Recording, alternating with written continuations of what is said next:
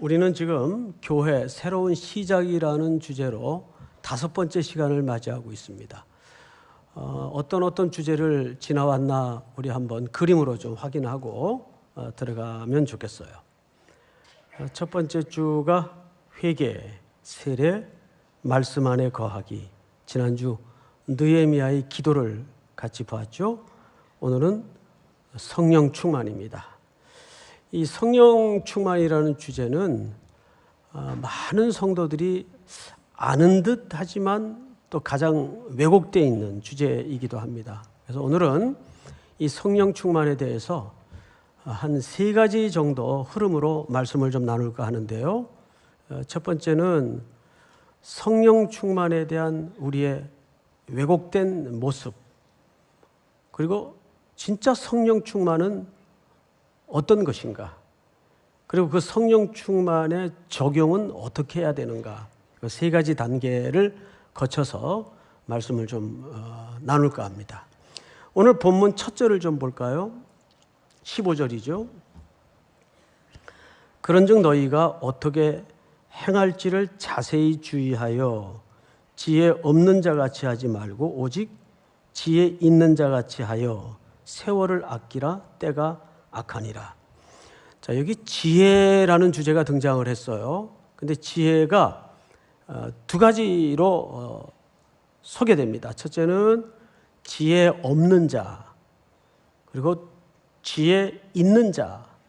근데 지혜 없는 자와 지혜 있는 자의 구분의 기준이 뭡니까? 뜻밖에도 자세히 주의하여입니다. 더 모르겠어요. 뭘 자세히 주의해야 되지? 우리 로마서 12장을 한번 띄워주실까요? 그러므로 형제들아, 내가 하나님의 모든 자비하심으로 너희를 권하노니 너희 몸을 하나님이 기뻐하시는 거룩한 산 제물로 드리라. 이는 너희가 드릴 영적 예배니라. 삶의 예배를 얘기하는 거죠. 2절을 한번 읽을까요? 시작. 너희는 이 세대를 본받지 말고 오직 마음을 새롭게 함으로 변화를 받아 하나님의 선하시고 기뻐하시고 온전하신 뜻이 무엇인지 분별하도록 하라. 하나님의 선하시고 기뻐하시고 온전하신 뜻이 무엇인지 분별하는 것. 이걸 오늘 본문에서는 뭐라 그랬는가 하면 자세히 주의하라 그랬어요. 그러니까 자세히 주의하라는 말은 그냥 뜬금없는 얘기가 아니고 뭐에 대해서 자세히 주의하라는 얘기입니까? 하나님의 뜻에 대해서, 그분의 선하시고 기쁜 뜻이 뭔지, 온전하신 뜻이 뭔지. 그래서 오늘 본문으로 다시 시선을 돌리면 17절을 한번 보세요. 17절. 그러므로 어리석은 자가 되지 말고 오직 주의 뜻이 무엇인가 이해하라 그랬어요. 자, 지금 우리는 성령 충만이라는 주제를 향해서 가고 있는데 먼저 나온 게 지혜예요. 그리고 이 지혜는 뭘 얘기하는가 봤더니 하나님의 뜻이 무엇인지를 아는 지혜입니다. 자, 여러분, 첫 번째는 성령 충만은 언제든지 하나님의 말씀과 분리되어서 등장하거나 얘기될 수가 없어요.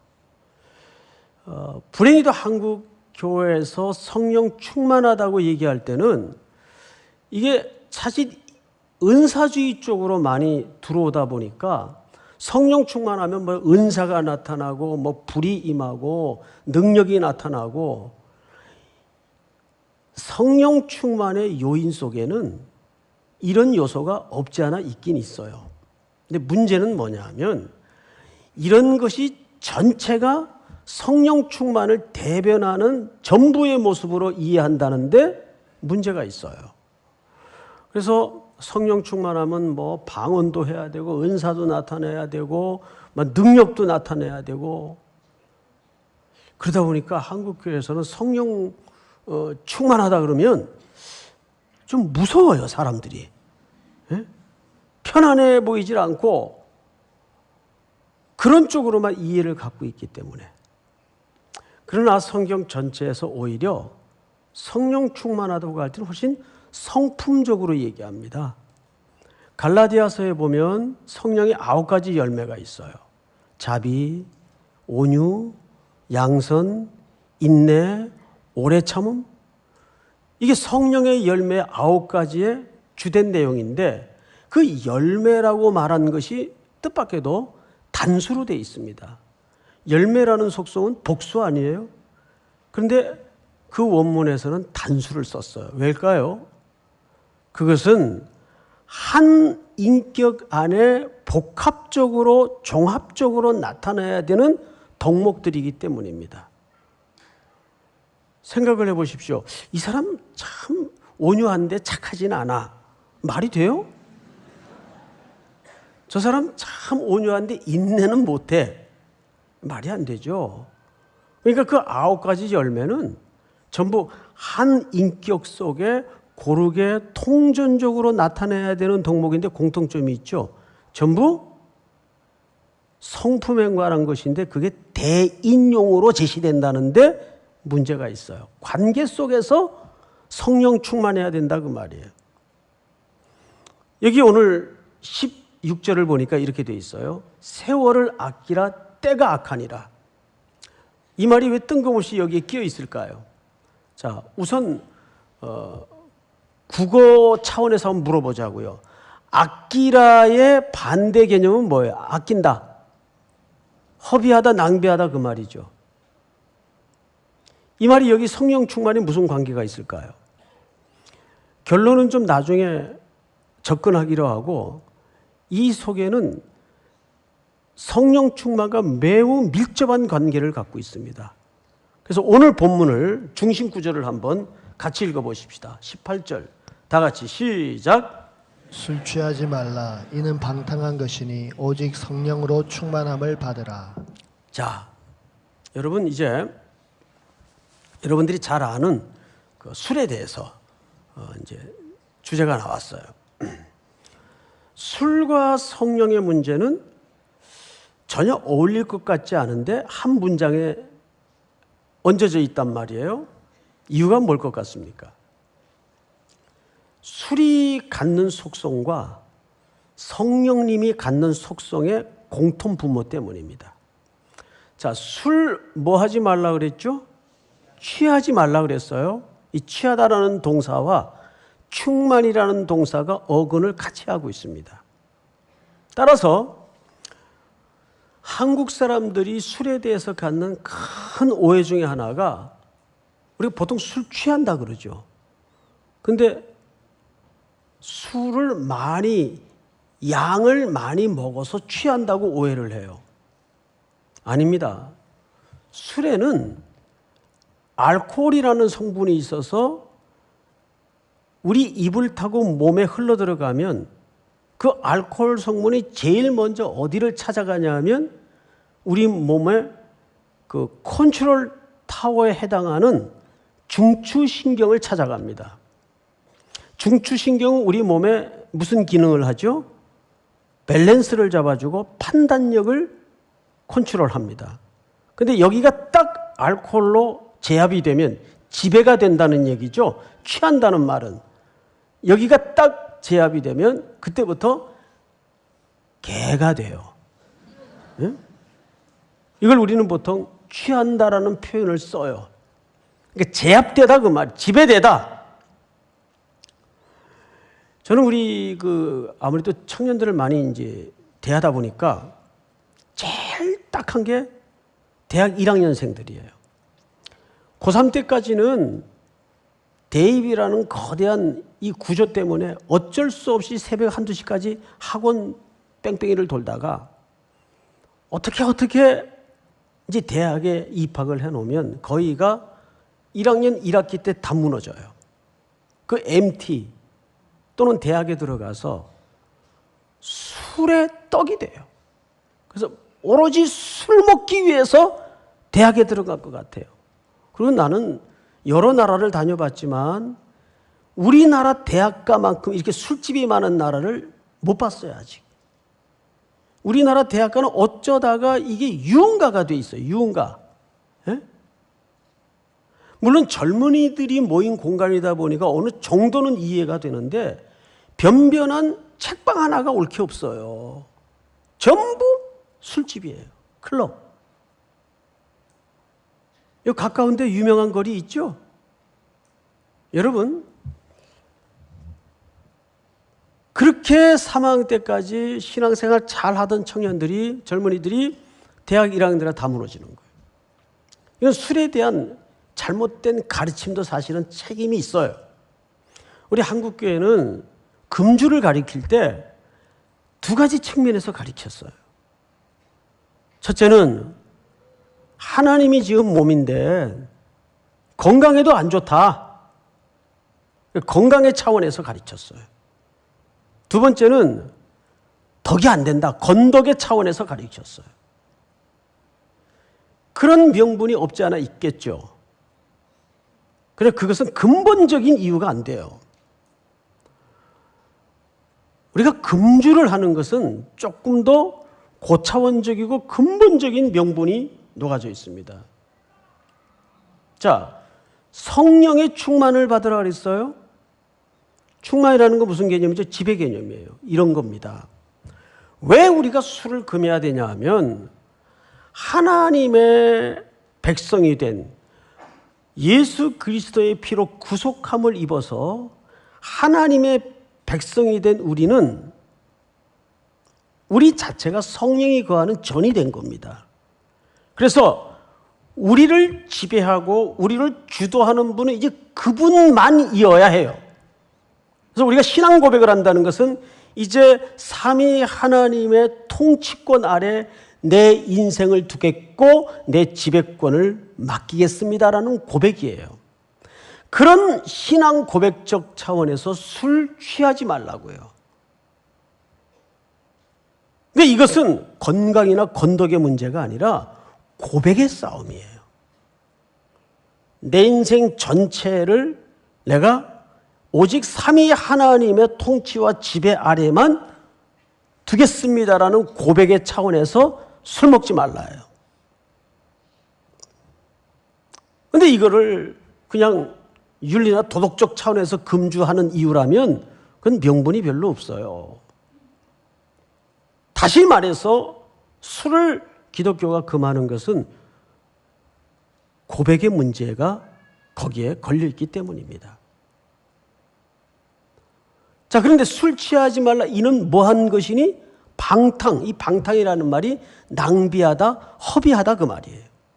이 방탕을 가장 잘 설명한 구약의 긴 역사가 하나 있죠.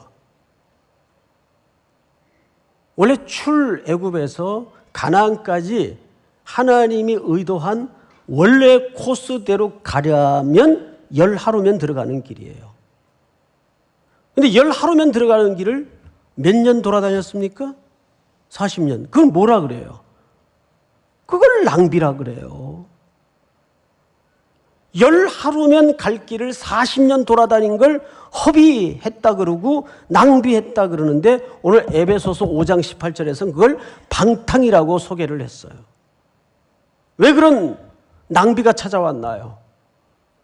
왜 그런 세월을 허비하는 일들이 결과적으로 나왔나요? 불순종입니다.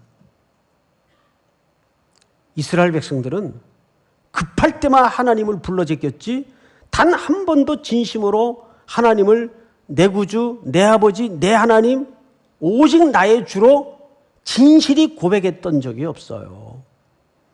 근데 이런 거죠. 하나님을 아버지 삼지 않은, 성령께 지배되지 않은 모든 시간은 낭비예요. 허비하는 거예요. 제일 재앙에 가까운 소리가 뭔지 아십니까? 이제 나이 70, 80이 다 돼가지고 내가 헛살았어. 아니, 이거보다 끔찍한 얘기가 있나요? 그래서 제일 무서운 죄가 세월을 낭비하는 거예요. 세월을 허송하는 겁니다. 그게 출애굽기의 액면의 역사예요. 신약에서는 그거를 뭐라 그랬죠? 술 취하지 말라.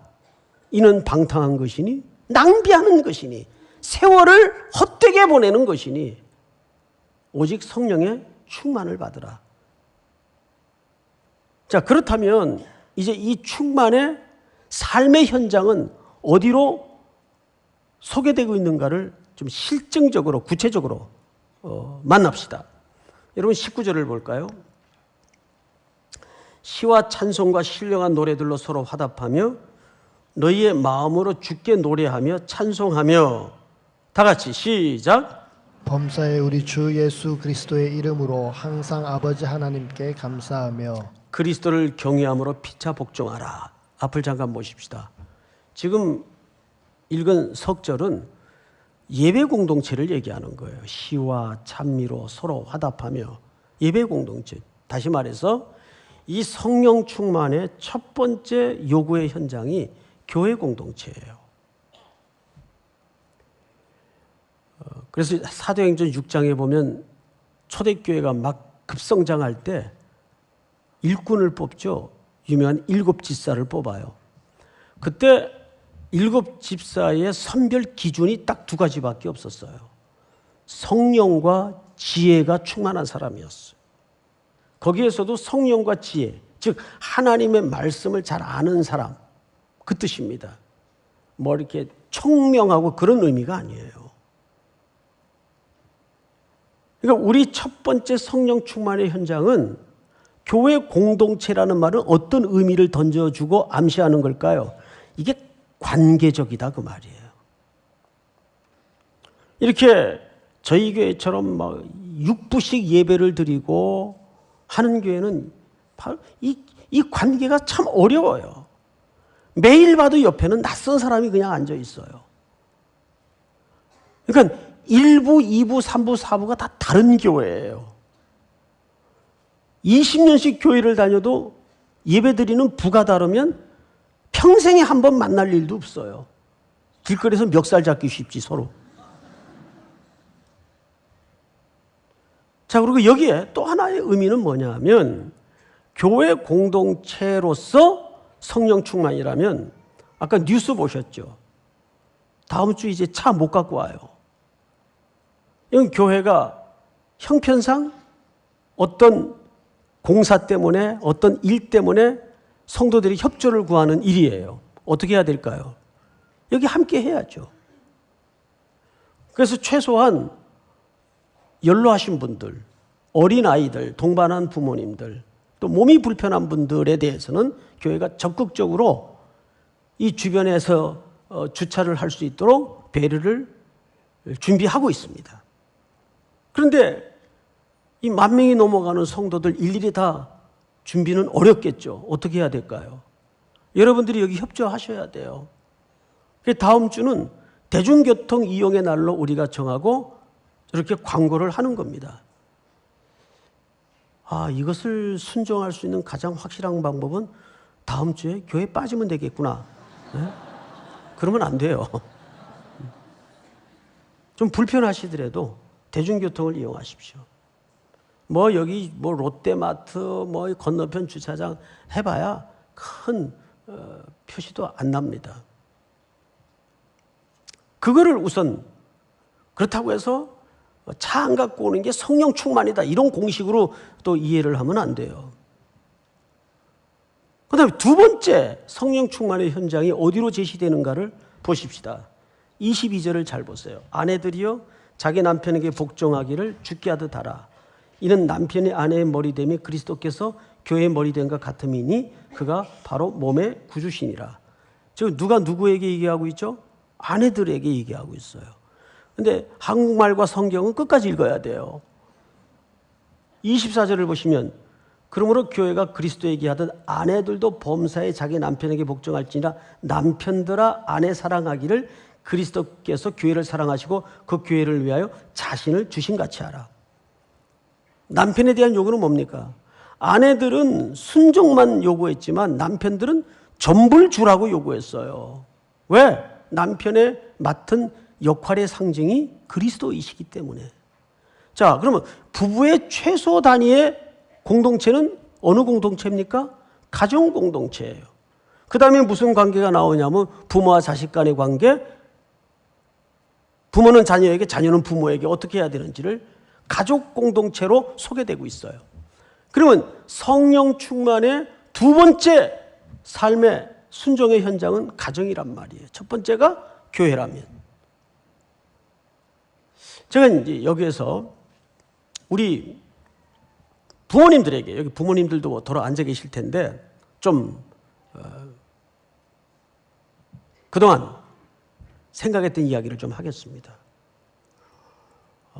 제가 언젠가 요즘 젊은이들이 자주 보는 그 짤방이라는 거 있죠, 짤방. 그 3분, 4분짜리 영상. 그게 인터넷에 몇 개 올라와 있길래 한번 클릭을 해봤어요. 그 프로가 뭐냐 하면 안녕하십니까? 라는 프로예요. 거기 뭐 전국의 또라이들이 다 나오더군요. 네? 이 또라이라는 말을 써서 되는지 모르겠는데 정상이 하나도 없어요. 제가 보니까. 근데 가장 많은 주제가 아버지들의 폭언이에요. 아버지들의 폭언, 자녀들한테. 뭐 옛날 우리 어머니 세대들의 그 정감 어린 욕이 아니에요. 우리 어머니들은 그저 뭐 욕을 해야 이 썩을 놈. 뭐 우린 또 썩잖아요.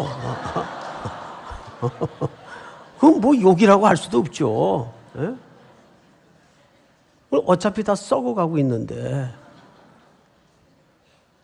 그런데 심지어는 애들이 듣는 앞에서 아내에게 폭언을 하고 아이들한테 쌍욕을 하고. 여러분 이거 아세요? 맞으면서 자란 애들은 때리는 애가 된다는 거 아세요? 욕하면서 배워요, 그대로. 그 아이들의 정서가 어떻게 성장하겠어요? 오죽했으면 그 전 국민이 보는 TV 앞에 나와가지고 망신을 떨면서 그 프로를 눈물로 하소연할 수밖에 없었을까? 그거 정말 노골적으로 다 드러내더군요. 그 어떻게 작가들하고 약속을 했는지 모르겠는데, 제가 아주 낯이 뜨거워서 민망해서 볼 수가 없을 정도의 내용들이 여과 없이 그냥 다 소개되는 그 희한한 프로더군요. 예? 또 특별히 부부간의 폭언, 여성들에 대해서 하대를 하는 정도가 아니라 아주 잔인하게 폭언을 해요. 너 잘못 만나서. 거꾸로 된 사연인지는 모르고 너 잘못 만나서. 그렇게 비겁한 말이 어디 있어요, 그죠? 그건 참 비겁한 말 아니에요? 그 폭언에 그치는 정도가 아니더라고요. 폭력을 행사해요. 이 대목에서 제가 확 열받을까 봐 톤을 다운시켜서 말씀을 드립니다. 여러분, 폭력은 단 1회라도 용납하지 마세요. 가장 악한 불신앙은 폭력을 쓰는 겁니다. 여자는 성경에서도 약한 그릇이라 그랬어요. 왜 물리적인 폭력을 씁니까? 그건 진짜 어떻게 얘기를 해야 될까요? 이럴 때 우리 어머니들은 그러더라고요. 손모가지를 뭐 제가 그랬다는 게 아니고 바로 112로 신고해 버리세요. 그럴 때는. 그건 한 번도 용납하지 마세요. 그걸 옆에서 눈물로 지켜보는 아이들의 마음은 한없이 무너지는 겁니다. 어떤 아이들로 자라겠어요? 그러니까 가정 안에서 성령 충만함이 안 되는 신앙인은 가짜라고 저는 생각합니다. 그건 가짜예요. 성령 충만은 이런 게 아니에요. 마치 그 병따개를 따면 탄산수가 확 뿜어 올라오듯이 뭔가 이렇게 저절로 막 뿜어지고 그러는 거 아니거든요. 성령님께서 틀림없이 그런 역사도 하시지만 오히려 전반에 걸친 역사는 우리로 하여금 애쓰고 힘써서 순종토록 하는데 성령 충만의 진의가 담겨져 있다고요. 여러분들이 잘 안 되는 것부터 하세요. 잘 못하는 것부터 하세요. 가정에서. 일단 가족 구성원 간에 여러분 언어를 먼저 고치도록 하십시오. 욕하지 마세요. 예수 믿는 분들 가운데도 그렇게 폭언하고 쌍욕을 하고 비열한 짓을 하고 하는 경우는 그건 어떻게 그리스도인이라고 할 수 있습니까? 그래서는 안 되잖아요. 주님이 무한히 우리를 향해 속아주시고 참아주시고 인내하셔서 우리의 죄를 짊어지고 십자가에 죽으셨는데 우리가 어떻게 그 은혜를 잊고 그런 행동을 할 수가 있어요? 그거는 인간의 윤리 속에서도 안 되는 거지만 특별히 그리스도의 보배로운 피로 구속함을 입은 백성들에게는 더더욱 일어나서는 안 되는 삶의 모습입니다. 그럼 마지막 세 번째로 6장 5절을 보시면 종들아 두려워하고 떨며 성실한 마음으로 육체의 상전에게 순종하기를 그리스도께 하듯 하라. 눈가림만 하고 사람을 기쁘게 하는 자처럼 하지 말고 그리스도의 종들처럼 마음으로 하나님의 뜻을 행하고 7절 다 같이 시작. 기쁜 마음으로 섬기기를 주께 하듯 하고 사람들에게 하듯 하지 말라. 자, 앞을 잠깐 보실까요? 이거는 어느 현장을 얘기하는 거죠? 이 당시 일터를 얘기하는 거예요. 삶의 현장. 우리 직장입니다. 직장에서도 얼마나 무도한 일들이, 말도 안 되는 일들이 많이 일어납니까? 위선, 거짓, 따돌림, 음모, 뒤집어 씌움, 이런 것들로 가슴앓이하고 속상해하는 우리 청년들이 많이 있어요. 그럼 그 한복판에 선교적 제자로 던져졌을 때 어떻게 해야 될까요? 그 물줄기를 누군가는 막고 바꿔야 될 거 아니에요. 그거 하라고요. 그거. 목사님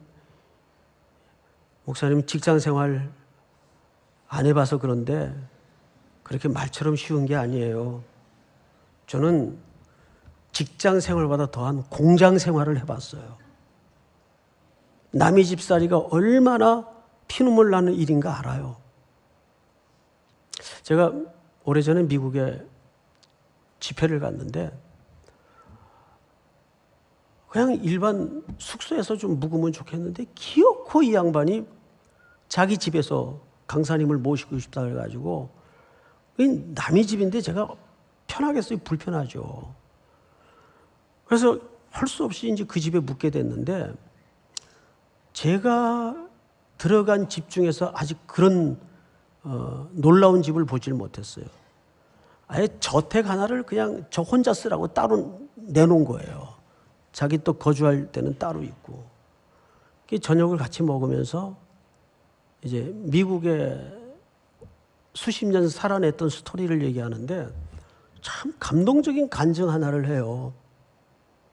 이분이 그 유리 판매 가게 점원이었어요. 종업원이었어요. 그 일단 유리는 깨끗한 게 상품의 가치니까 그 진열되어 있는 유리를 매일 출근해서 하여간 이 조그만 동양인이 닦는 거예요. 장로님이신데. 딱 하루 종일 유리를 닦는 거예요. 그 이 양반이 부지런하니까 시간이 남아요. 그러면 옆에 가게까지 유리를 다 닦아주는 거예요. 미국 사회 그 임금 구조가 시간이 돈인데, 예? 그러니까 아메리칸, 멕시칸, 흑인 할 것 없이 조그만 동양인 하는 행동 보고 미쳤다고 놀리는 거예요. 야, 너 쉬는 시간에 쉬지. 그 남의 가게 유리를 거기까지 왜 닦아주냐? 거기서 돈을 따로 주는 것도 아닌데. 시간이 남는데 노는이 이거 하면 좋잖아. 쭉 유리 가게들이 다 깨끗하면 좋은 거 아니야? 그러면서 옆에 가게 것까지 다 닦아주는 거예요. 즐겁게. 이거를 그 주인이 미국 사람인데 유심히 오랜 세월을 지켜본 겁니다. 오늘날 이 주인이 불러요. 내가 너 우리 가게에서 일하는 모습을 봤다.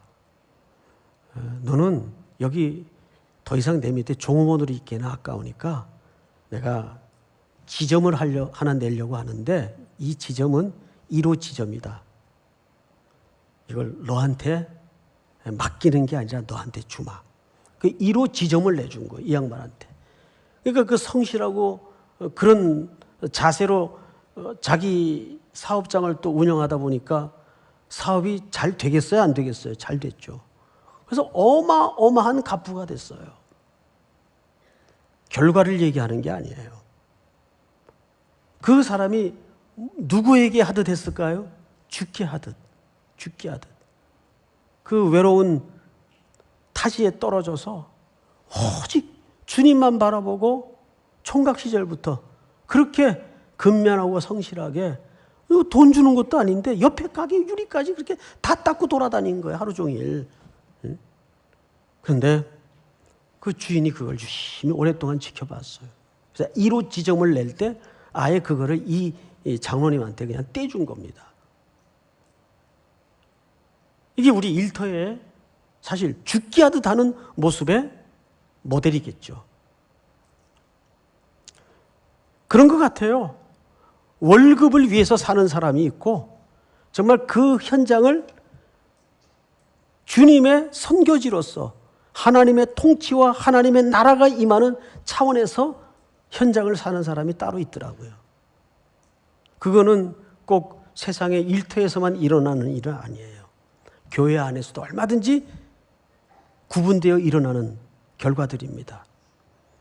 성령 충만은 그렇게 힘쓰고 애써서 내가 잘 안 되는 부분에서부터 순종하기로 나아가는 모습을 말합니다. 어떤 무슨 은사주의자들이 소위 하는 것처럼 능력이 나타나고 그런 성령 충만을 얘기하는 게 아니에요. 복종하고 순종하기로 작정하는 모습을 얘기하는 겁니다. 믿습니까?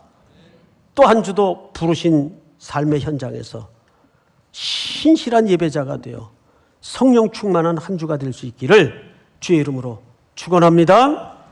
다 일어나십시다.